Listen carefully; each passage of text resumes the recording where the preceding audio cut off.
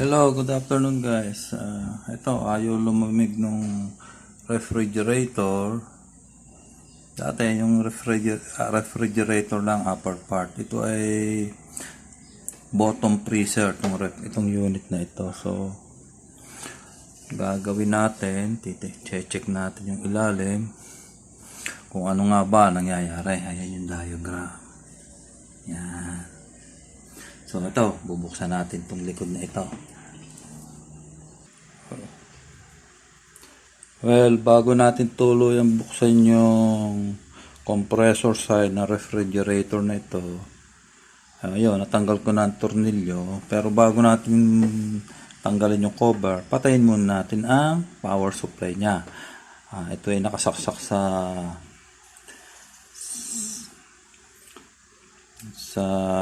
transformer, I mean sa voltage regulator. So i-off ko muna ha, para sigurado i-unplug mo doon sa wall socket. Okay, ngayon pwede na nating tanggalin yung cover. Yan. Ito yung loob ng compressor side, electrical side. Ito yung compressor. Well, ito, dyan na rin yung kanyang mga circuit, mga capacitor. So, bubuksan natin yon. Hindi natin pwedeng galawin yung mga nariyan. Doon muna tayo kung basta isda, bago mo operahin. Sa kaliskis ka muna tubingin. Una kong tatanggalin itong tornilyong ito para matanggal itong power cord. Yung natanggal ko na yung power cord, tatanggalin naman natin itong cover ng capacitor ng circuit niya. Ito yun. Tatanggalin ko na itong dalawang tornilyo. Oops. Ito pa isa.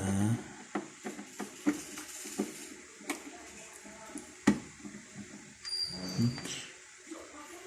So, tatanggalin ko itong cover. Hihilahin ko lang. Oops. So, ito na siya. Ito yung loob. Ayan yung capacitor. Ngayon, nakita ko na ang diferensya kung ba't nagluluko itong ref. Ano yan? So, yung capacitor, nag-leak na siya. Ayan, kita nyo yan, nakaumbok. Tapos, ayun, may lamat, may biyak na siya. Doon lumabas. Nag-leak siya. So, ito yung capacitor niya. Makikita mo specification dito.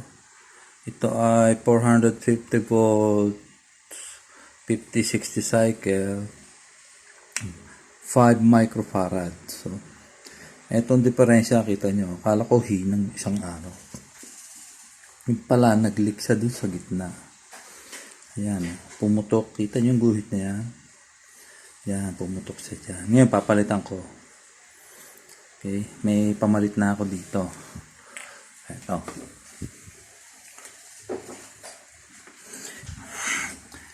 Ito yung pamalit ko. So, 5 microfarad din siya.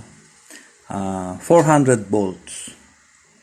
Yung isa ay 450 volts. So, anyway, ito namang system dito sa Pilipinas ay 220 volts lang ang ating kuryente. So, no need na 450 rin ito. Papalitan ko na siya. Ayan guys, ikabit ko na yung bagong capacitor. So, ngayon, testingin natin. Testingin ko kung anong mangyayari. Sana okay at gumana na rin itong ref. So, as usual, ipa-plug ko muna yung main outlet sa wall socket. Ayun siya. Ayun. Ito, naka-plug na. Yun ko ang voltage regulator.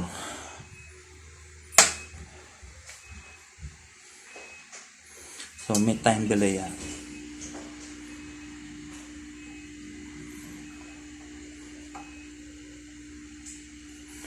So,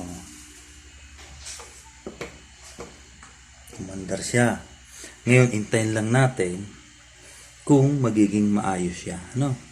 So, ibabalik ko na muna to. So, ibabalik ko na muna siya doon sa cover, no? Samantalang inok ko muna uli yun. At baka naman tayo mga kuryente. So, ibabalik ko muna ito, yung cover na yan. Okay. So, naibalik ko na yung cover, tsaka yung dalawang tornilyo. Ngayon, ipa-plug ko na ulit sa wall socket. Ano? Nag-iingat lang tayo kanina, baka tayo mga kuryente. Tinesting muna natin. Ngayon, on ko yung voltage regulator.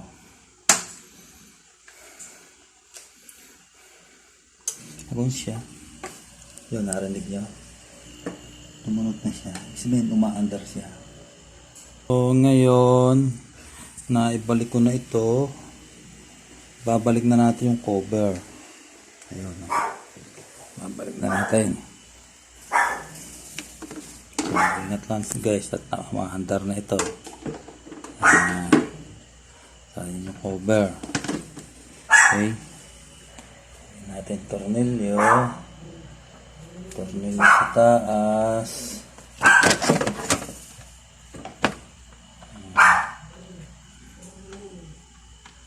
Medyo kaya up ko muna ha mamaya. Okay guys, nabalik ko na yung cover sa likod. So babalik ko naman itong pangsahod ng tubig niya tumutulo, no? Okay.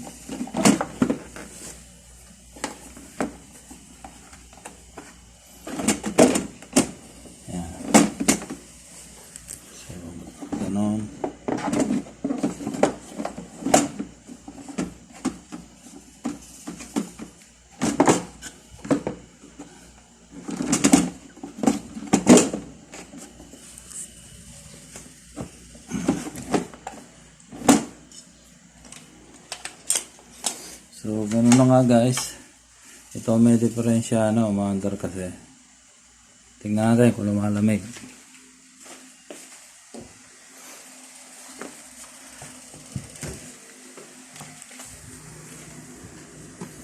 Ito yung mga laman ng rep namin. Ay, lumamig kanina.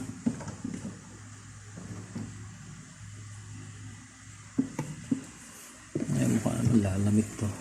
Sana lumamig tuluyan. Okay, that's it guys. Ito yung loob na ref. Oh, yun. Okay.